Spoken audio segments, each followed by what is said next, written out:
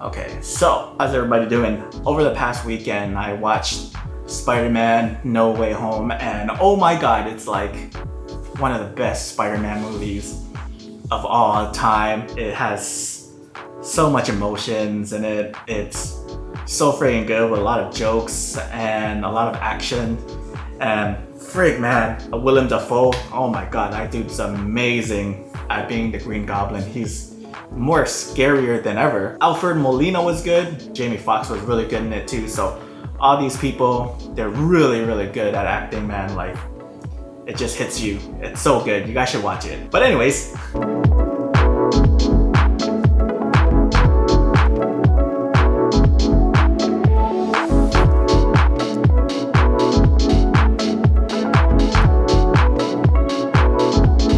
hey guys, welcome back to the channel. It is me, Iamtongue, and today I just want to talk about a lens that no one else seems to talk about here on the YouTube space. And here it is.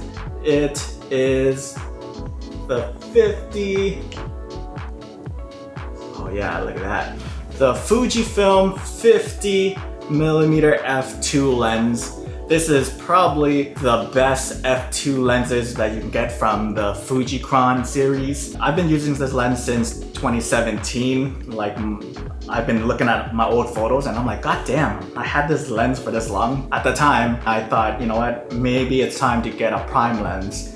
And the first prime lens I got was a 56mm f1.2. When I was in Australia, I didn't feel like that lens suited me because of the weight and the bulkiness of it. I sold it because at that time, it wasn't for me. And then I got the 35mm f2. Now, I like that lens, but then I felt like something was missing. Something was lacking in that lens. So I didn't keep it for long.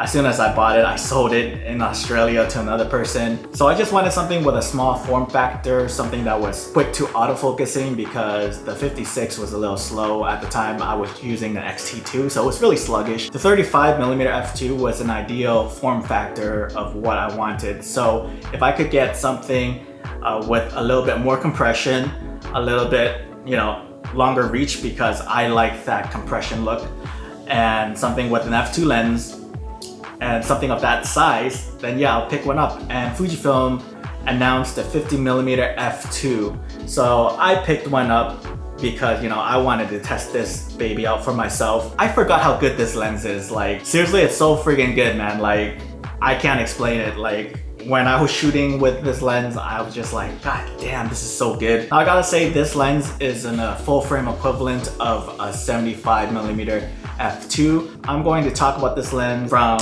a travel photography and portrait photography perspective because that's how I was using this lens. So I've been shooting with this lens since 2017. So this lens hold a special place in my heart because it's one of the first lenses that I actually picked up. So I lost this lens in America and I decided to pick one back up for you guys to make this review for you guys here in 2021.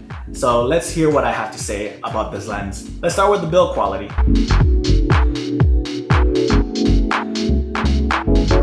So if you guys are familiar with the other f2 lenses that the community has dubbed as the Fujicron lenses, this is a part of it. Just because they share a similar build, like exactly the same build. It's like small, it's compact. It also has weather resistance. And this is why a lot of people really like this sort of lens because it's so inconspicuous and you can just put it in your pocket. The form factor is what sells this lens. Like I said, it's built like the 23 and the 35mm f2. It has that weather resistance, and weather resistant comes in clutch when you're outside shooting in the rain or just bad weather in general. I like it because it's so damn small, and sometimes when I put it in my bag, I would forget about it because of how tiny it is. Like the other lenses that I have in my Fuji kit takes up more space than this. This is so damn tiny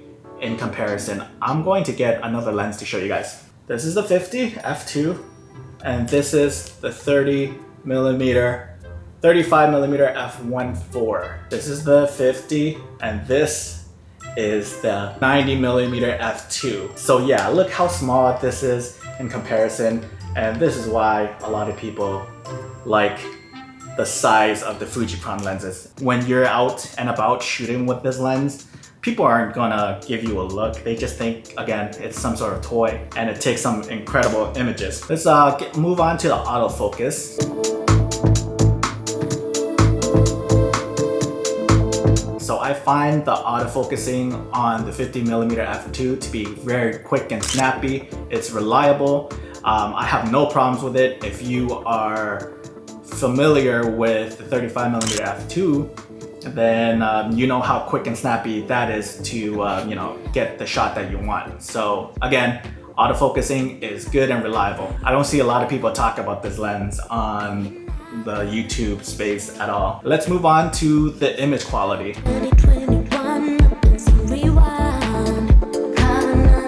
So I really like the look of this lens. It's sharp wide open. I like the colors that it produces, and I think this lens produces a pop, and I believe that pop is because of the micro contrast on this lens. It's like really good. I really love how my portraits look when shot with this lens. It really blows me away. Like, god damn, like, you know, it's so small. Like, I can't believe that I'm getting such great images with something this small. Like, god damn, it's so good. I love the compression of this lens. It's a 50mm f2, so you're gonna get some good background separation when using this lens. And being that it is f2, I find it quite useful when I was shooting low light portraits. Like, it did gather enough light for me so I can take the portraits, which is key. Another thing about the image quality is the bokeh balls. When shot at f2, you're going to get the swirly bokeh, so not fully round. Some people care about this. Me, I personally stopped caring about how balls should look a long time ago. Once you stop it down to like f6, f5.6 to f8, f9, it gives you the best sharpness, and you're going to get some crispy looking images, man. Like extra crispy. It's so damn good, it's so damn sharp. Like, when you zoom in, you're just getting all these details and you're just going to be blown away. This thing is damn sharp, okay? So don't sleep on this lens. I think out of the Trinity set of the 23mm f2, the 35mm f2, and the 50mm f2, this has to be my favorite. I am someone that likes to shoot tight portraits sometimes, and I do like that compressed look. I really enjoy the look that I get out of this lens compared to the other ones.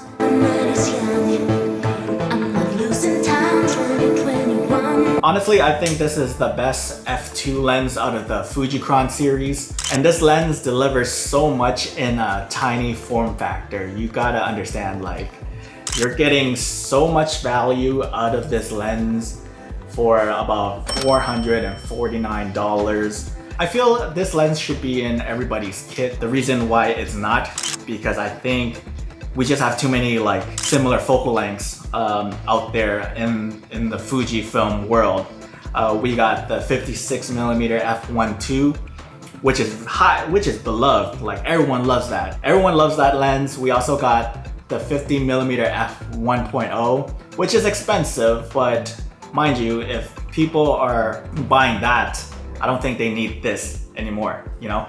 So there goes that. And then the Fuji third-party lenses out there, they do make lenses in the similar focal length. So there's not a lot of people talking about this lens because of it. So I feel as though this lens gets pushed to the side. That's why I'm here to give it its praises, give the lens its flowers, because it was an integral part in building my style when I was starting out the portrait photography world. I had so much fun because it was so damn small, and it just delivers on image quality. Like, it's so good, man. It's really so damn good.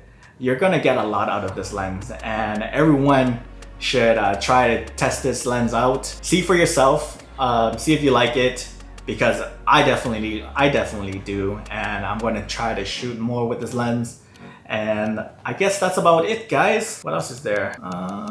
If you're someone that likes to travel, you're a street photographer, like you shoot portraits, you know, you do all these things, I think this could be a little bit, this lens could be for everybody. It's just so damn small. Like, I guess that's all I want to say about this lens, and that is it for me, guys. I hope you guys enjoyed today's video. Oh, don't forget to like, comment, and subscribe. And if you guys do have this lens, what are your thoughts of this lens? Do you guys share the same, I guess, adoration for this lens as much as I do? Like, this lens is... Now, I want to wish you guys a Merry Christmas if I don't see you guys. Don't forget to follow me on my Instagram at Iamtongue. That's where you're going to see a lot more of my work. And once again, my name is Tongue, and I'll see you in the next video. I love you. Okay, bye.